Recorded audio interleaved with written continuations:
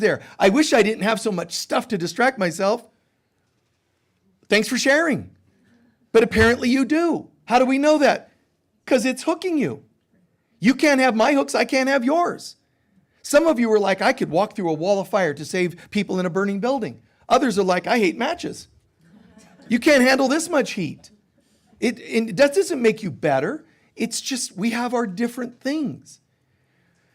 Your evolution is going to depend on your walking through those tests, those challenges.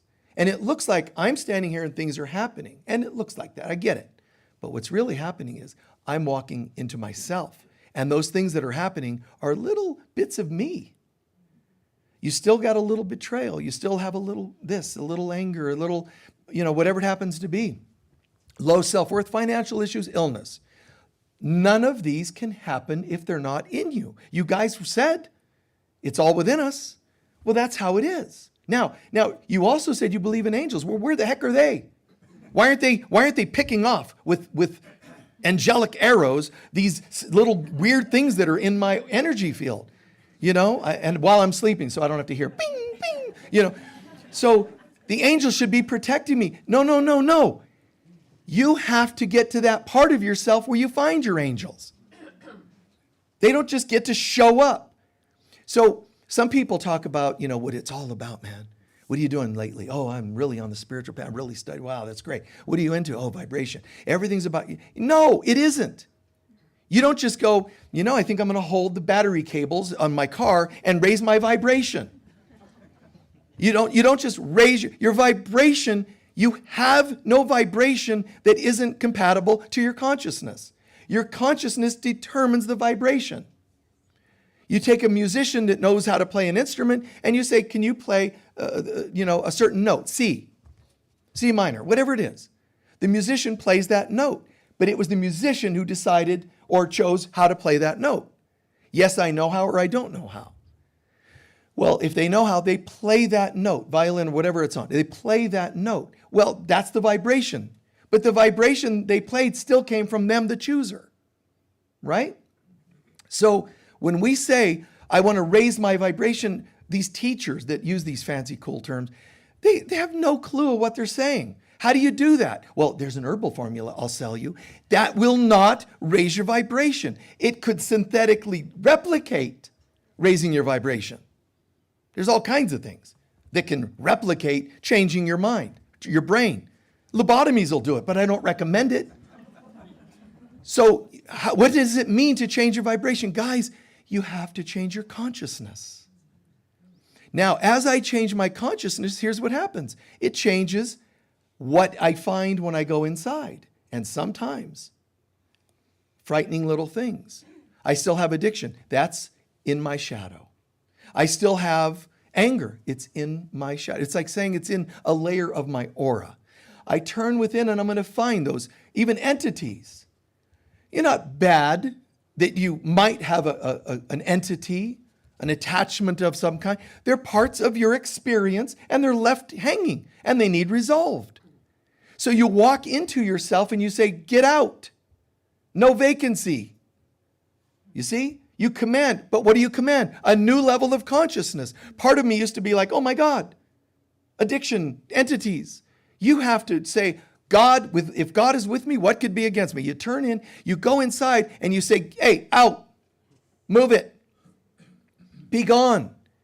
See, you have to face those demons, figurative or literal, and cast them out. Now you get to move in further. Your consciousness is higher because you took it higher in your decisions, in your beliefs. You became something greater. Now, all of us, there's people saying, well, but I have a friend who sees angels and they're not even likable. Something in them has believed that they can reach that level. It doesn't mean they're saintly. It means that that's a navigation that they found at some point in one of their lifetimes, and so it's their thing. Somebody out there is prosperous. Prosperity is another layer of these things that we go through. Poverty consciousness, more abundance. Yeah, but that implies that abundant people are spiritual. No, it means only that somehow they've penetrated that peace. That's all. It doesn't mean they're perfect. And besides, why are you worrying about how perfect or not they are and how abundant? What about you? So it can get to the point where we can just erase all of those snags. That's not a bad idea, because people live either in fear, in faith, or in knowingness. Fear, faith, knowingness.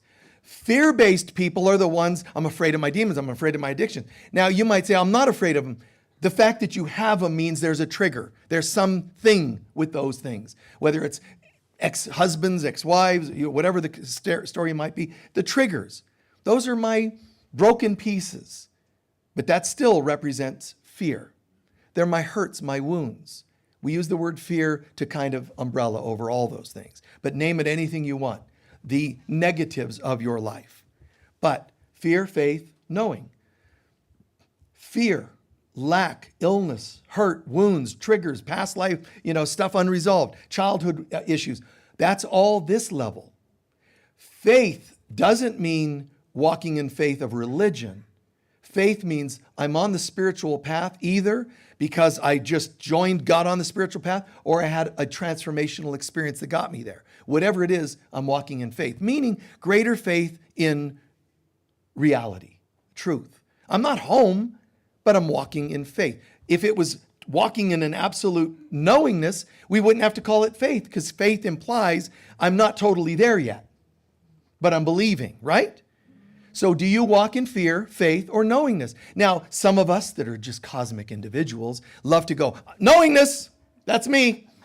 No, listen, if you were in absolute knowingness, you would not be able to hold the particles of your body together because you would be so filled with light. I mean, that's just the way it is.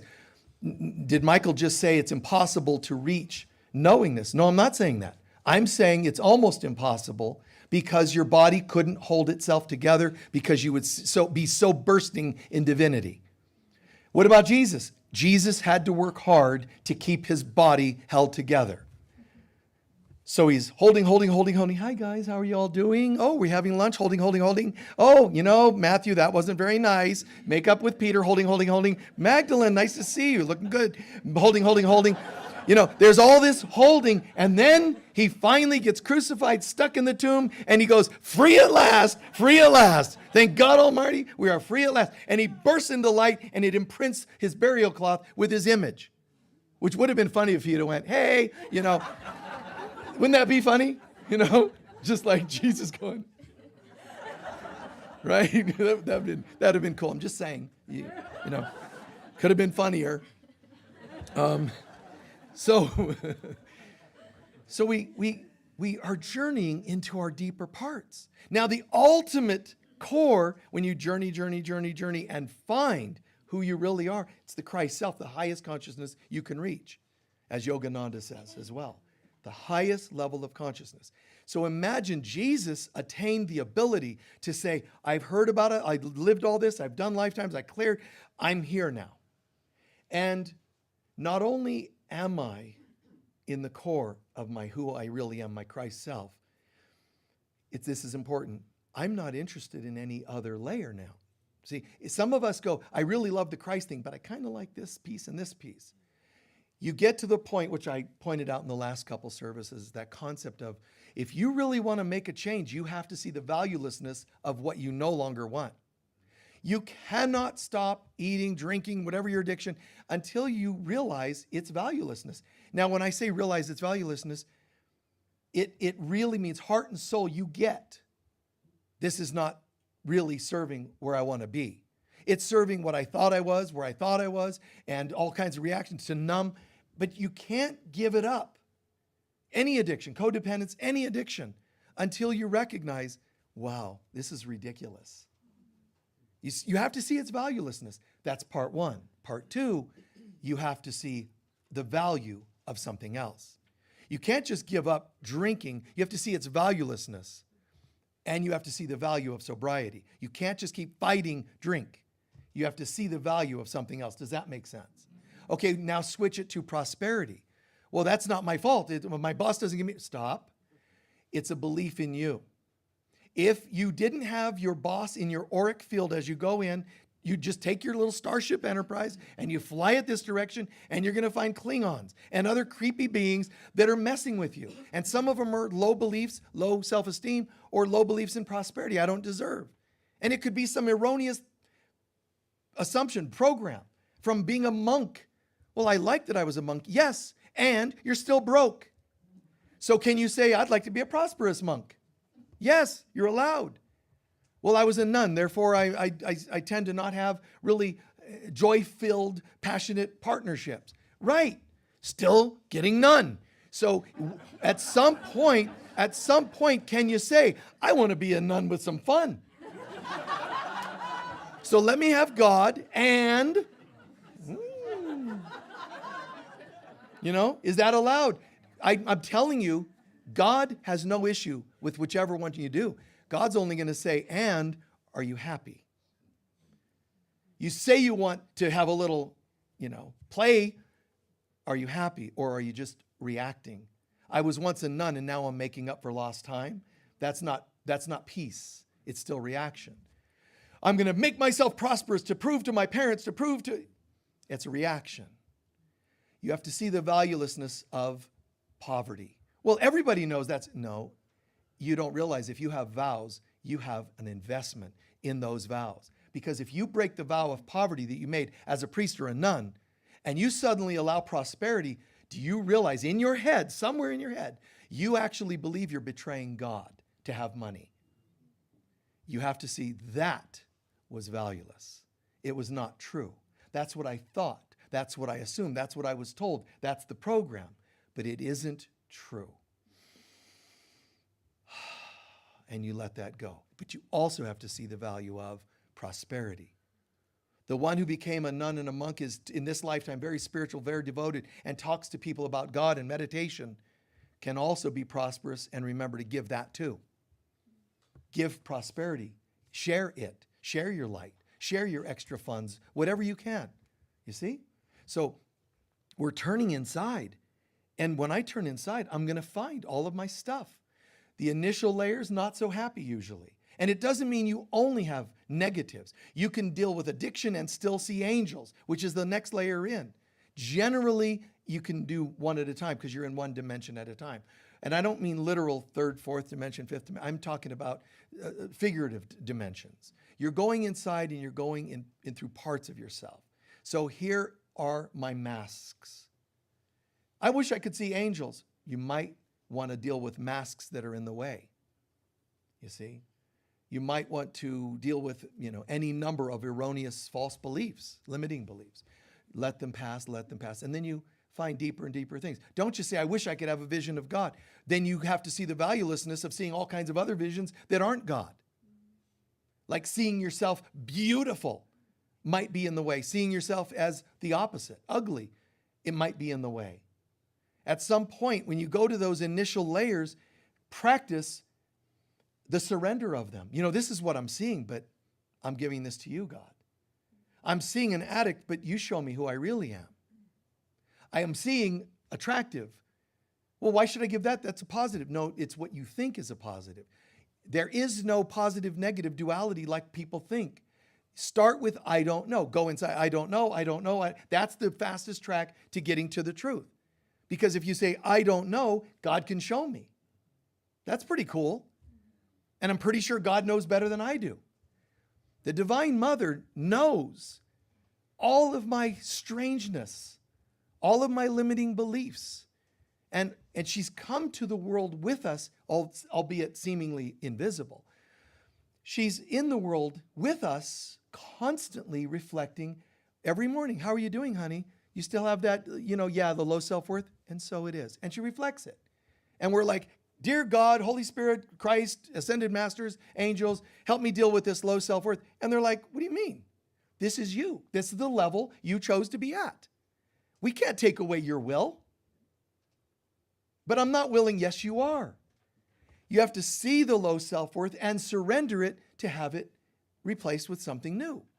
We keep asking the entities of the universe to fix our problems, but they can't force these changes upon us.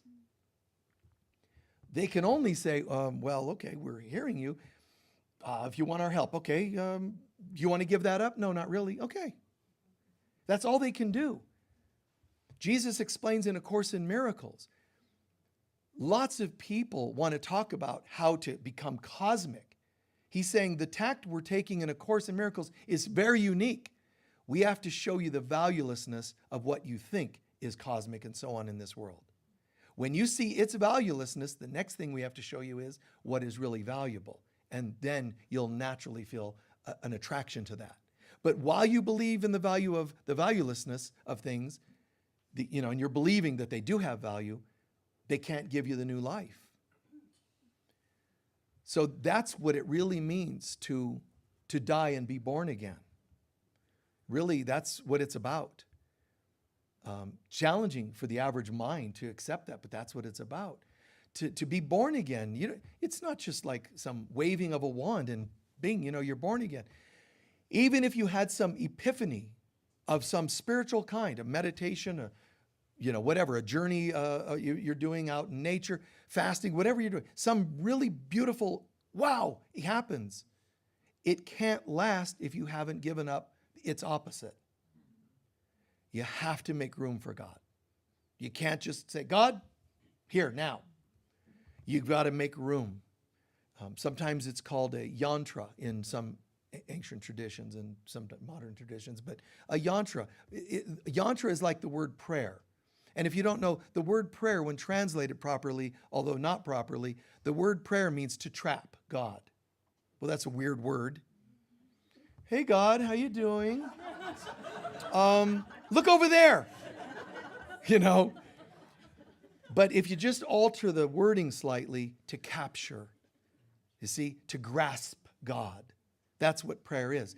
In the Far Eastern traditions called a yantra, it's like creating a sacred space in which God itself would find irresistible. And it would come here and be in that space, which could be my prayer space and my meditation space. So now, God's here. That's why they sometimes do diagrams, pentagrams in pagan traditions on the ground and do their little rituals in it. They're trying to capture some of the essence of something, whether it's good or evil. Obviously, it doesn't behoove a person's soul to try to capture evil, but that's what they do. They draw these pentagrams, do certain prayers, and try to capture in their prayers, chants, mantras, whatever they're doing. But the idea is, without the pentagrams on the ground, am I trapping God here? Am I capturing? Am I grabbing hold of God in my heart?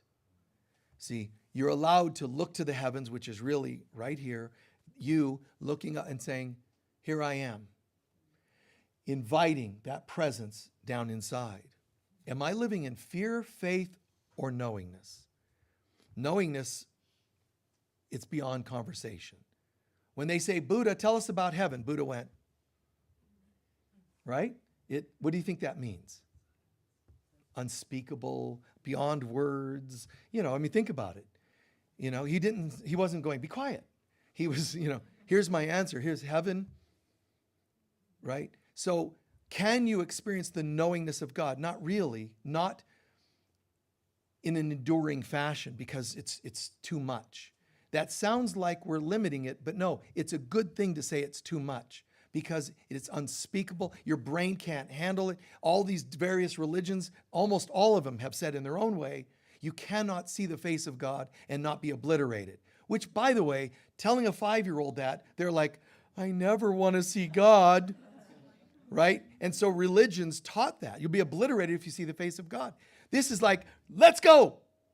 I'll do it now. Obliterate me, baby. Because what it means is the ego dissipates, disappears. The you that thinks will be gone. Well, no, I don't know if I want that. See? I need to see the valuelessness of my opinions as to when exactly I should be ascended, as to when God should answer my prayers. I don't know. And I don't know sounds like a very disempowering statement. There's lots of new agey people that are into wording sentences and they don't like that. I don't know. And that's why they don't like it, because their stuff is still ego-based. When we say I don't know, it doesn't mean, and I never will. It means the I that thinks it's thinking doesn't know anything. And that's true. You're learning more and more about less and less until you finally achieve that state of mind where you know nothing about everything and everything about nothing. You got nowhere. Your thinking can't do it. Einstein's statement, you can't fix the world with the same mind that created it. So let's just go, oh, I get that. So I'm going to practice this affirmation that says, I don't know. So if God comes to you and says, do you want to join me? I don't know. That's not what I said. When I say I don't know, it empties my cup. But then I would say, if I were you, but I'm willing to find out. And you're calling upon God. I don't know means of this world, but I am willing to know, willing to find out. And God just, and all that God is, when it hears someone saying that, I don't know, but I'm willing to, instead of bring my partner back, God, that's a funny thing. I thought that was going to last a lifetime. And I thought this was going really well. And they did this. If you're asking me, I'd like them back. God's going, no. It's a big surprise. But what's amazing to the spirit realm is when we say, if you ask me, I would say I want them back, but I actually don't know. Holy Spirit, Divine Mother, I don't know what is the right thing for my spiritual Christ highest self. And the mother's like, wow, we don't hear that very often. Blessed are you among men and women to say, I don't know. Cool. And now what is the highest can manifest as opposed to what I want, what I choose to try to manifest or make happen. So human beings get stuck in these kinds of things, what we think we want and so on. One of your questions, integrity. Integrity means to be integral, meaning to draw within and be true to yourself. So integrity isn't just an action. Who is being integrous? Who's being in their integrity? There's people that say the word all the time. Oh, well, I believe in integrity. And yet they're liars. I believe in integrity, yet they're deceivers. I believe in integrity, yet they're causing harm. Be careful what you announce about yourself. Look at me, I'm like the embodiment of integrity. You don't even dress in a state of integrity. You say you're a spirit of love, and yet you dress in a state of fear, that, manifestation. I'm not going to get into details. But everything, if I'm in a state of integrity, what you see is what you get. This is what I'm about. The colors you choose, the accessories you choose, they all are a statement of what you're about. To say you're one thing and do another is not in a level of integrity. Does that mean other people should stand around and tell you you're a person without integrity? As soon as they do, they're exposed. And who's the one being in integrity? Your lower self? Your higher self? Your highest self? Which one is?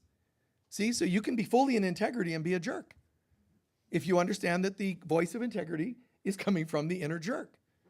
But in reality, integrity should mean the part of me that is going from fear to faith, to spiritual attunement. Let me work on that before I work in complete integrity in God, because that's a bit high. That's a vibration that is not known in the universe at all, not even in the highest dimension of the universe. In heaven, it is not a dimension. See, that's another thing that people could put out there. So really, my guides are telling me, and there's people out there doing this, heaven is the 84th and a half dimension. People are like, oh, that's so ridiculous, it can't be made up. It must be true. And they go with this. Wait, 84th and a half. 8, 9, 10, 11, 12. 8 and 4 is 12. 12 is the number often read and mentioned in the Bible. 12 apostles. That's it. It is the 84th dimension. And I just made that up, by the way. And then why the half? Because it means and then some. So they make these things up and people are like, okay, how do I reach the 84th? Listen, heaven is not dimensionality. Dimensionality, dimensions, same root as dementia, by the way. See, that made you all excited, right? You're all like, oh. It's not like, 1 minute I was just launching, looking for higher dimensions, but it's still dementia. Not me. Because it's still dementia. It's still of this world. It's still variations of activity of the mind. We are our origins from a place that is beyond dimensionality at all. A complete state of bliss and oneness. And to try to explain it, if God itself said, Michael, you have 60 seconds to talk them into wanting heaven by explaining it, I wouldn't know necessarily. I would just say, I don't know, tell me. Because there's no way to explain to you to make you say, I want that. Because it's beyond human comprehension. It's pretty? Well, yeah, Sedona's pretty. Yeah, but there's no roundabouts. Okay. You can try and manipulate the conversation, but I can't tell you in a way that would make you say, I know what I don't want, and now you're explaining heaven is what I do really want. I can't give you that half yet because we're still talking and living as human beings the world of what we don't want, the world of fear and faith. Faith means, in a sense, the hope, but the hope of what? The rest can't be described. I can tell you it's a state of bliss. And you know what some people do? Yeah, but what if I get bored being blissful? Never mind. See, I can't explain anymore because that's the human brain kicks in. Eternal bliss. Well, that's just like being eternally stoned. Like, how's it different? I can't explain it then. What if you're one with all, but I don't like some of them? This is what the human mind does. You'll be in a state of constant meditative bliss. Oh, God, that sounds like I'd get sore after a while just sitting there. You're not in a body. Oh, wait a minute. What am I then? Like a floating orb of light? That doesn't attract me. You'll be everywhere at once. That sounds hyper-stimulating. I can't explain that, so let's laugh about it instead. What we can do is explain, do you really want to keep living in fear? And we have to learn to convince ourselves, not talk ourselves, it's different, to really get, this is not attractive to me. And walking in the light of God, faith, I do like that idea. And that's where I'm going. So then let's move there. And when you walk in that greater life of faith, path of faith, you're going to see things that are at that dimensionality. While I'm still believing in the value of lower dimensionality, the initial parts of myself, I'm going to experience them. Some of them are going to be, I'm very kind of clear, but there's a little snag, a little lesson once in a while. That's going to happen, even if you're years onto the path. It's okay. Don't try to impose perfection on this bizarre maze that we live in. So go pursue. Fast when you see this stuff happening. Forgive when you see this happening. This stuff here at the lowest level is your crucifixions. You want resurrection? That's the next level, the path of faith. And that's you resurrect. Resurrect what? You come out of the addiction, not with chewing your nails. You come out of it going, wow, what a weird dream was that? Like it has no interest in me. Not only does it not have a place or interest in me, I love the opposite. I really get it. What if you slip? Party weekend. Or you go back and date that person you know was unhealthy. Then that's what you've done. You've slipped, oops. And if it were me, I would say, dang it, that means part of me still finds that attractive. What attractive? An abusive partner, a cheating partner that said, no, this time I mean it. Just laugh and say, get behind me, Satan, metaphorically. Don't actually say that, but just move aside. Here's an addiction. Well, but listen, you have no real purpose. We can make you feel more relaxed, but it doesn't work because as soon as you fade away and the effects fade off, I'm back to anxiety again. So you're not actually a solution. But love you, mean it, peace out, bye. I'm going here. Faith. My faith in who I am. My faith in love, forgiveness. That's my resurrection. That's how I get it. But you can't jump from being in the mess to, I want knowingness of God. I want that second one. Resurrection, peace, love, joy.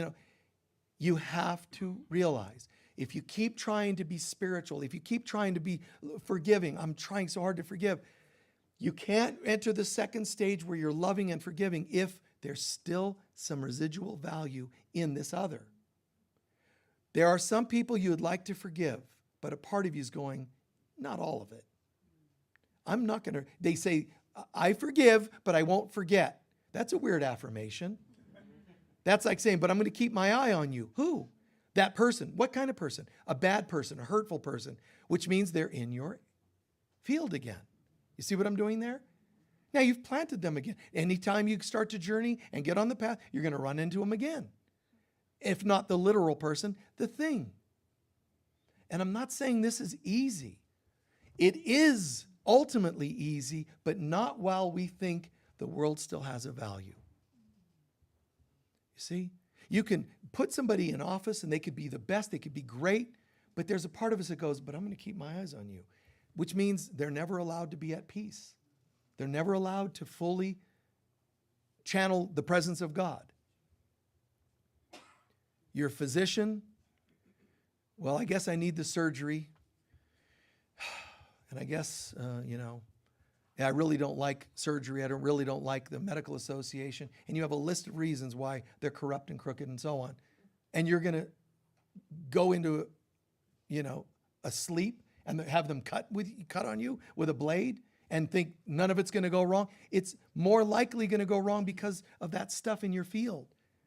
And the surgeons are bound to manifest your stuff. Believe it or not. They're like, well, that's funny. I've had 99 successful surgeries, but your energy field's saying, cut me now. Okay. This is psychically what's happening. You could be like, I want love and self-worth, my relationships, but if it's in your field, I'm a little afraid of rejection. The person you hire is going to have to rub up against that rejection issue. They're going to have to bring it up for you. And then you're going to think, God, I was so spiritual and I shouldn't have let them in. They're bad. It's they, and that's perfect. Because as soon as the ego allows you to label a them, they're outside, and now you're 100 times, 1,000 times, 1,000,000 times worse off. Because you're back to the outer. And the great masters, awakened ones in history, and especially one like Christ, it can't even entertain the thought of something on the outside having power over them. I'm not trying to contrast that you're not as good as them. They were here too. They just eventually said, man, I totally get this. I totally get this. Look at this, and the first step is to start weaning yourself off of talking about them. That doesn't mean you're evil if you do. You slipped. But you're going to talk about them. And then you're going to cut back on that and start realizing the focus goes this way, and there's parts of you that are still wounded, which is going to tempt you to go, this hurts, I'm going to go back to them. That doesn't hurt so much. Then you come back to this again, and you start getting used to it, and used to it, and used to it. And then you're purging, you're uprooting this root and that root and this weed and that weed and these things, up, out. And you're cleaning up. How long you take to do that, it's called free will. How long do you want to take?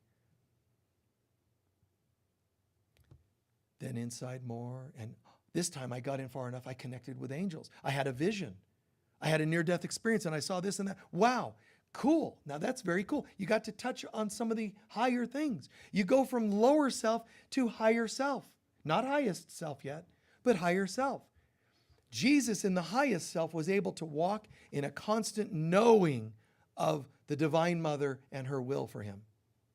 What would you have me do today? There was no resistance, no things in the way. But even if something tried to get in the way, he showed us what to do. Get behind me, Satan. Or if it were up to me, I'd love the easy way out, but no, let God's will be done. He taught us how to deal with those things that try to get in the way. It's fabulous. It's beautiful. But we're supposed to be learning to live this each day. You're going to slip. Starting today, man, I'm totally devoted in internal only. And that's nice. It is. It's nice. But come on. It's okay. And if you slip, your job, if you want to know the middle group called resurrection, you have to know forgiveness. You can never resurrect while somebody is still held guilty, you or them. Resurrection comes from, I got it. That was an image of me. Love, forgive self and them for mirroring it. And then surrender to God and come into that second room, that second area. And there you find, what is this? It's called peace. You can sleep better. You recuperate faster from ending of relationships or illness. Because you just live, you walk in this light. It's fantastic. There are perks to having that consciousness. Once you really get it, you can see now there's less chance going back. When you're new in your recovery from, 12 Steps from Earth program, when you really get that, there's less and less likelihood of this ever appealing to you again. Does that make sense? So you go from, and that is a microcosm of knowingness of God. You see? We can have glimpses of God. How? When we integrate that, no longer blaming others, learning to forgive them, forgive myself, landing in this place of resurrection where I say, I'm coming out of the tomb of self-loathing and so on. What would you have me do? And God could say, let's just double check. Any attraction to any of this? No. And even though there's pieces, the Holy Spirit will go, we'll come back to that later. We'll circle back to that. And she knows just when. About 5 months from now, there's going to be somebody who walks in, also a brunette, blonde, or whatever, and they're going to be like, oh, one of them, because that's your pattern, that's your weakness, and then you'll fall again, and we'll talk. But in the meantime, let's celebrate that you made it this far. Nice, isn't it? Yes. And you have these epiphanies and ahas, and, it feels like I'm there forever, and then this. But watch, when it happens that you have these great images, reflections of you being on the path, please be careful. It's not an accident that when you slip, you're going to overly beat yourself up. That is the ego infiltrating even your attempt to try to bounce back. It doesn't want you here. It wants you here, and miserably so. You try to wake up, whether it's now working at it or after you slip. Let it be what it is. It's not easy. I mean, I know this. I do it all the time. Bounce back, bounce back. But there are times when I say, I'll just pray and say, I'm just going to say it because it feels honest. I don't know that I'm bouncing back so easily. I'm still feeling a little of this. I'll just own it. I'm feeling like I can't let myself off the hook too easily. If that's how I'm feeling, I'll just say it. Why not? What are you going to spontaneously combust for being honest? No. And if you did, that'd be great.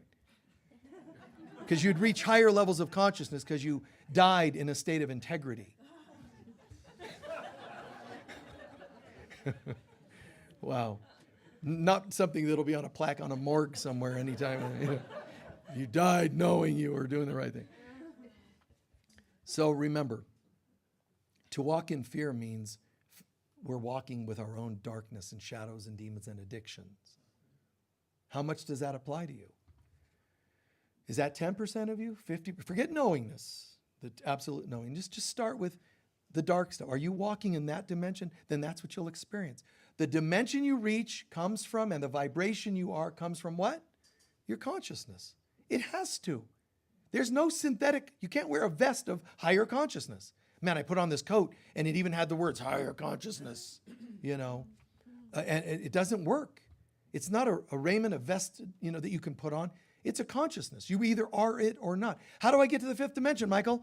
This guy's selling me some herbs that say, dunk it in tea and drink it 5 times a day for 10 days, and I reach the fifth dimension. No, you don't. No, you don't. You're just $50 less money in your pocket. And I'm not putting down the things that people do. Have fun. Do what you want to do. I'm just telling you, only consciousness can change consciousness. Things of the world can't change things of the inside. Consciousness. Your consciousness changes by your epiphanies, passing your tests and ahas, and going, wow, that has no longer an attachment in me, and this does.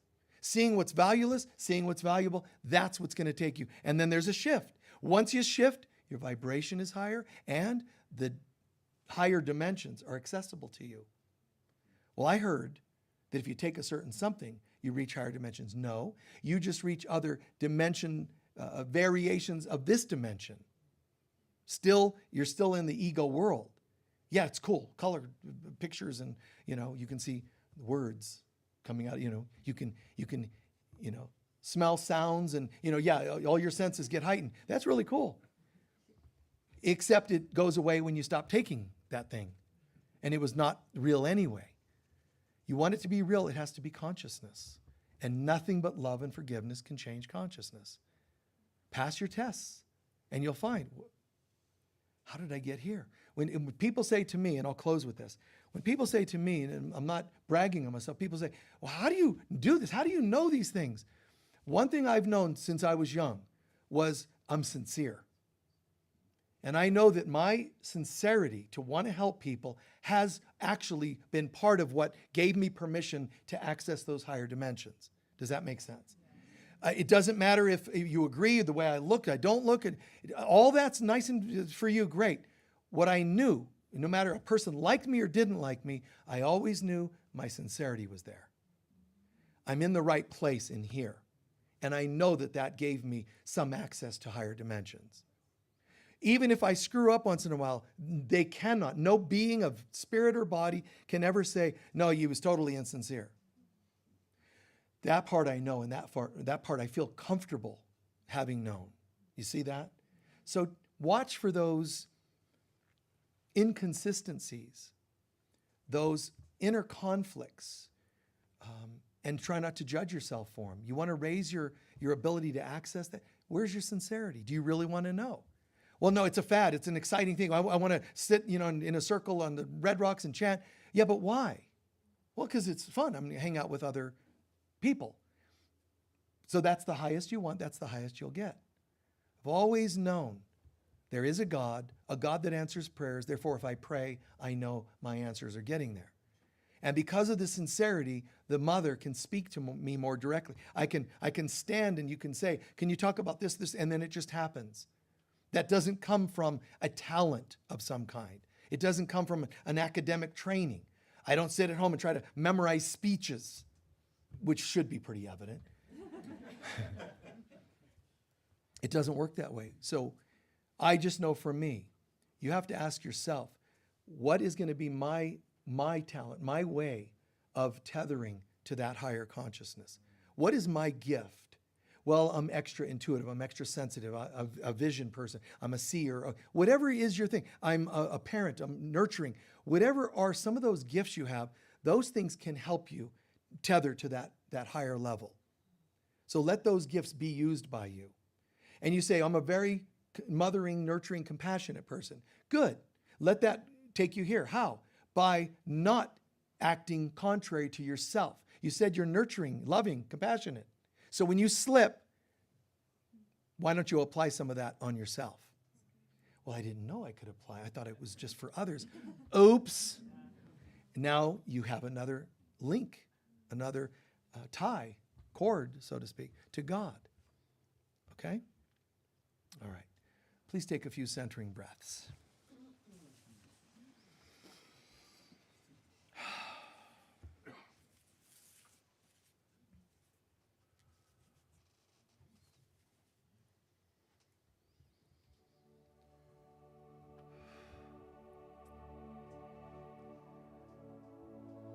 Relaxing, breathing. Some ask Jesus, when will we find God? When will we reach heaven? And he answers, when you want nothing else. And there's a story of a monk, we'll call it a senior monk, a master, a yogi. And he has a chela or student come to him, a seeker. How can I find God? How can I reach oneness, attain heaven in consciousness? And the master takes the student into a lake, submerges him. And the monk, of course, is very accommodating. Oh, wow, I'm being baptized. He goes underwater, sits underwater on the bottom of the lake, and he's holding himself in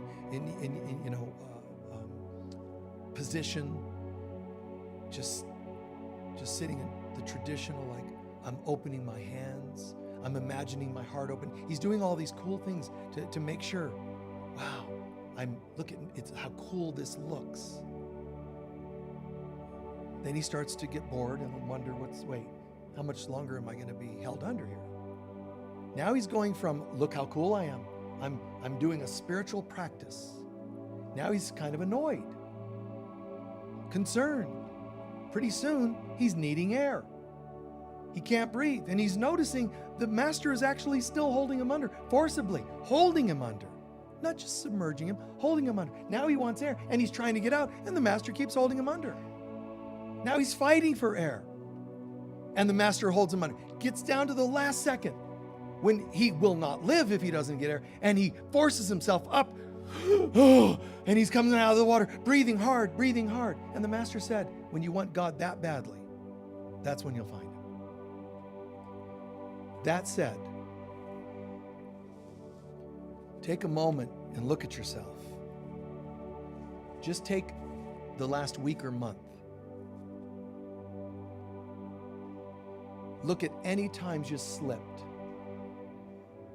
Verbally, mentally, behaviorally, personally, to yourself or others.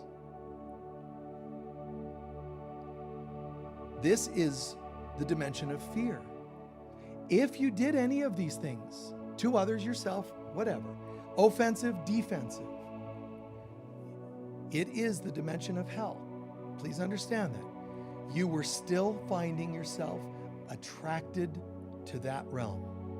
Please, don't fight it, deny it, minimize, just own it for a moment. If you own it, you can turn it around. Still attracted. Yeah, but I wouldn't have been if only. Stop. Just, it happened. There's still an attraction, or you wouldn't have gone there. But it is the dimension of hell. It is the realm of crucifixion.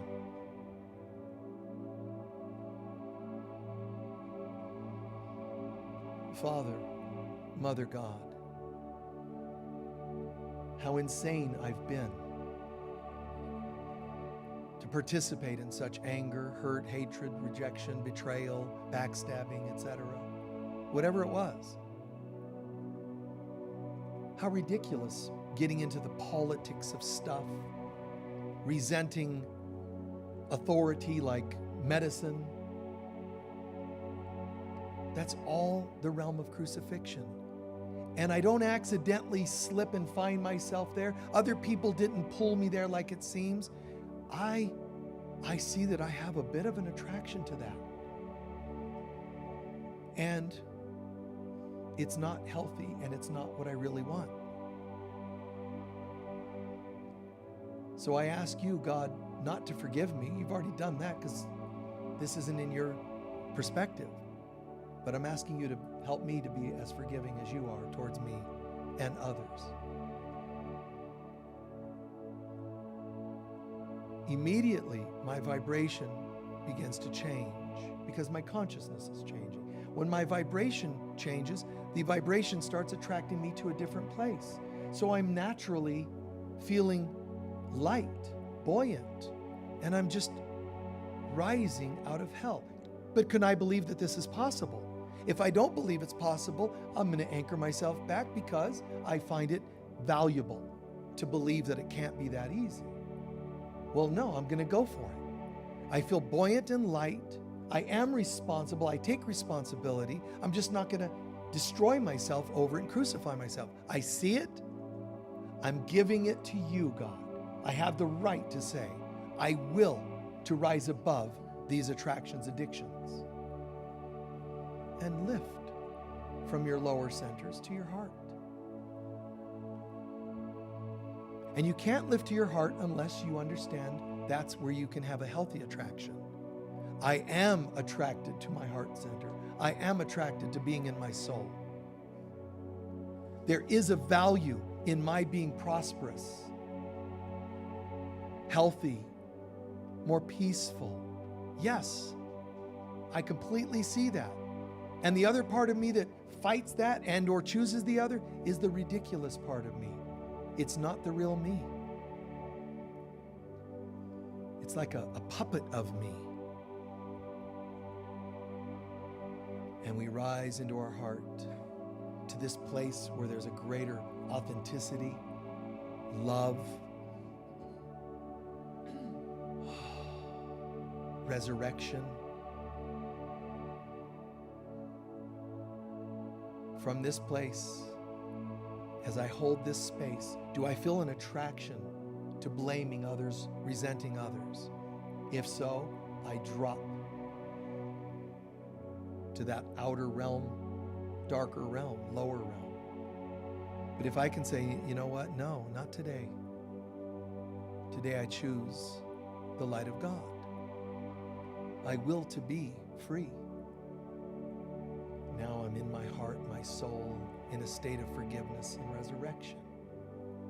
Not only am I in this place, all the people that have been related to my hurts, wounds, things that kept me anchored to the other, I bless you with this peace that I feel. Doesn't mean I won't potentially have twinges of stuff come up, but right now, I am in my heart and soul, and I am channeling a blessing from God in the highest heaven, a blessing of love and freedom. Be at peace, my brothers and sisters. Even those who seem to have wronged me, be at peace. This affirms who I really am. This affirms and confirms and makes permanent my resurrection. And as I experience enough resurrection, an authentic level of consciousness of resurrection, something else will happen. And that is my ascension back to God. For all this, the validity of it, the realness of it, the authenticity of it, I give thanks. All of us together in this experience, but also ourselves and the others that we've imagined here, all of us are rising to a new level of consciousness, which then raises our vibration. And for all this, we give thanks. And so it is.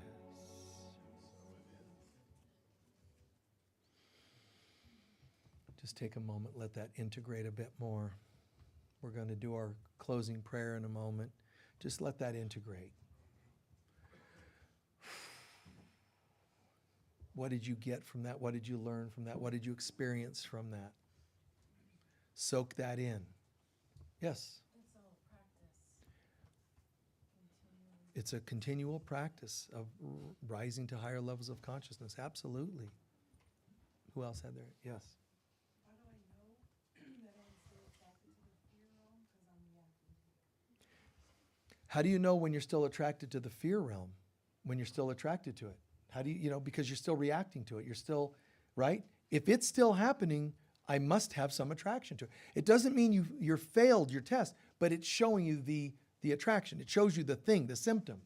What you do with it will show you whether you said, not today, and rose to another level, or oops, and you engaged again.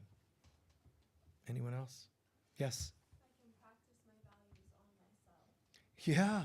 The outward facing. Yeah. Related to the outside, you can practice your values on yourself and in your own life, right? Which is actually the only place you can practice it. But that's the ticket. I have meaning and value here. So I really need to be practicing these values in my own life.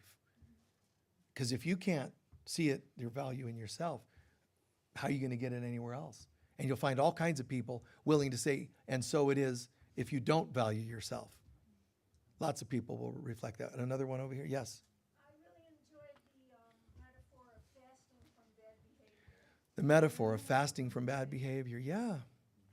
Code. Right. Fasting was never supposed to be a food thing. It was always supposed to be a consciousness thing. But humans, they make it as mundane as possible. Jesus says if you fast for 10 days, you will ascend to heaven. And I went 10 days without listening to music. I thought that was going to get it. No. Who told you that? You just make stuff up. Don't eat food. Well, food's not even real. How could that be a part of your deepest level of fasting? Right? I mean, fasting means technically your ego. Oh, that doesn't sound fun at all. You expect me to not listen to the voice of it? No, I expect you to just try. Just to get used to seeing that you have the power to say, yeah, I feel my stomach's hungry, but I don't have a stomach nor a body. So fill me with your spirit, God. Try it. And then good, I made it through that moment. And then here comes some waves of memory of abuse. Does that feed my soul? No. So let's look at it. Let's apply love, forgiveness, whatever happens to be right for you in the moment. Let it go. And you passed another test of, fasting. Jesus in the desert, yes, he fasted, food and water, the whole bit. But the ultimate fast is one you heard about, where the ego appears and tempts him with all kinds of distractions. And he says, that is not what feeds me. So no to all those things that the ego's trying to say. You know what you really need? A TV with a ball game and a, six-pack. And Jesus would have went, oh, I didn't realize that was the answer. No, he's like, you got to be kidding me. The least valuable things are things of the body. I'm not criticizing the body. I'm saying it's the least valuable things because you're not a body. You are a spirit. So fast the things of the outside so you can get a bit of a faster track to the inside. All right, thank you. We're going to take up our collection and do our closing prayer. Please, folks, just be as generous as you can be. And I know a lot of you have been shifting that, and we really, really appreciate that.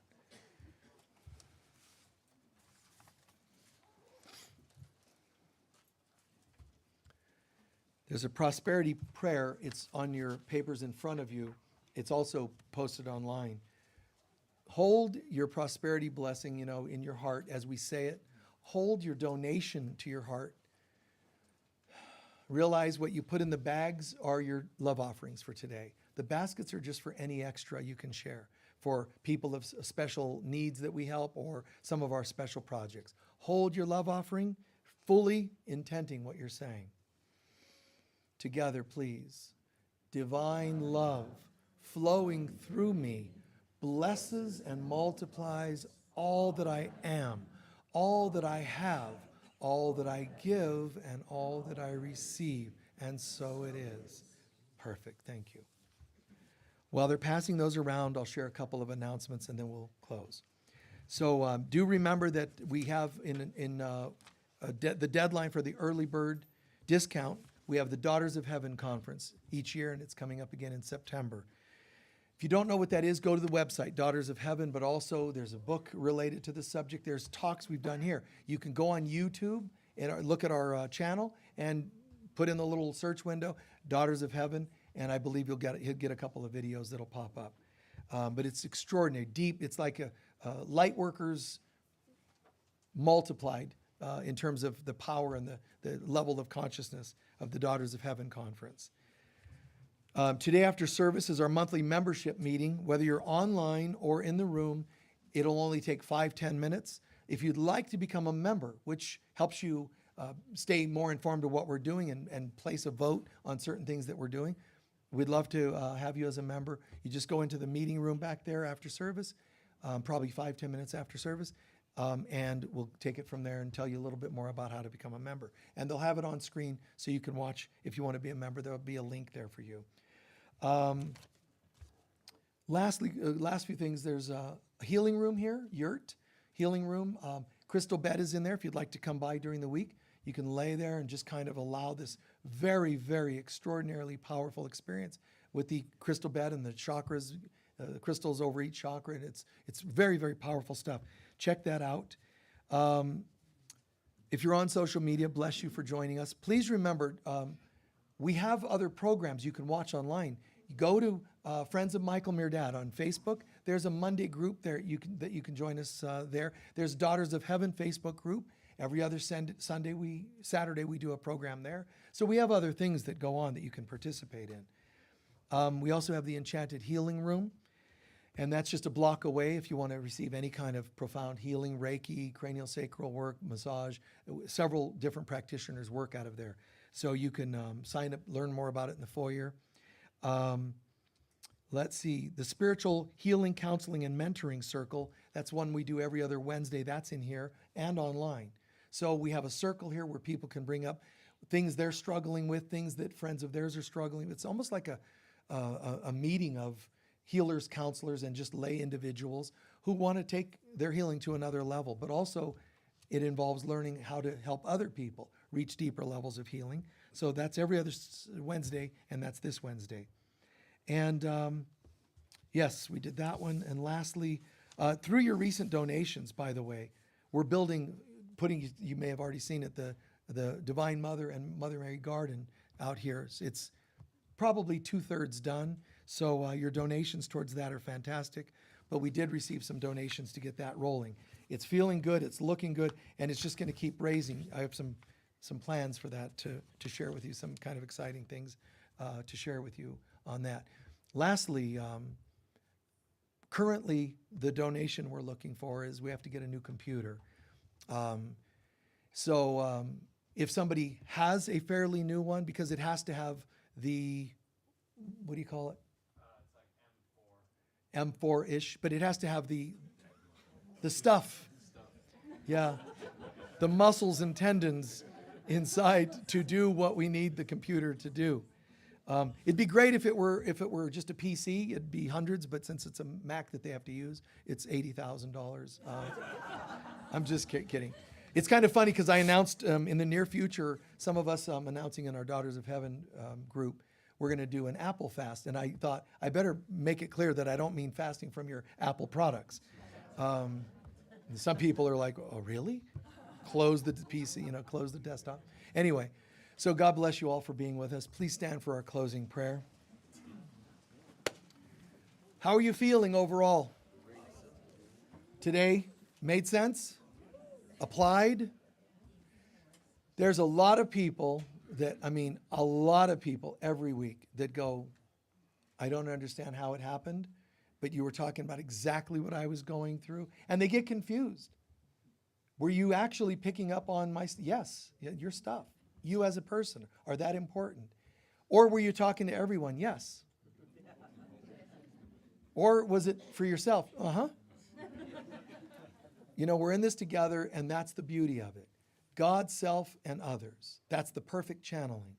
You allow God's message to come through you as a vessel, as a vehicle, whatever, and for others, taking into consideration what God would have me say, how I say it, and what others need to hear. So someone could unbeknowingly sit in the room or online and not realize that there's this much intention of really wanting some answers, and it's enough. That God will go click, click, click, and it'll come through for you. And sometimes I've made up just the most arbitrary examples. For example, if da-da-da-da-da, and somebody will go, hey, that's me. Just this morning, I was lost in the woods, chewing on pine needles to survive, and saw 3 deer run by, and he used that as an example. And I try to use arbitrary ones, and somebody will go, wow. One of the strangest of all was the time I shared a story about the Red Baron in the First World War. A story about the Red Baron, which I won't go into, but I talked about how he was this master pilot, an ace that killed more people than anybody, and yet he didn't die, but he took a bullet in the head, but he didn't die. But somehow it changed his brain, and he said he couldn't do it anymore. And because he lost the edge, he got shot down and died. But how is it that a bullet affected his brain to where he said, from then on, when I saw other pilots that I shot down, I could see their fear in their faces when they were crashing. He started tuning into that. It's like, oh my God. But I ask you, did the bullet affect his brain like they think, or did his mind already change, I'm tired of this, and manifest the bullet? You see? I shared that story. And a couple people came up afterwards and said, he was our great-great-grandfather. Now, what are the odds? I could just make some arbitrary thing and somebody goes, oh, that was, wow. So understand, this is supernatural stuff that we all are manifesting because we are, in fact, multidimensional beings. The light of God surrounds us. The love of God enfolds us. The power of God protects us. And the presence of God watches over us. Wherever we go, God is, I am, we are, and so it is. Peace be with you all. If you'd like to participate in the group prayer, you're welcome.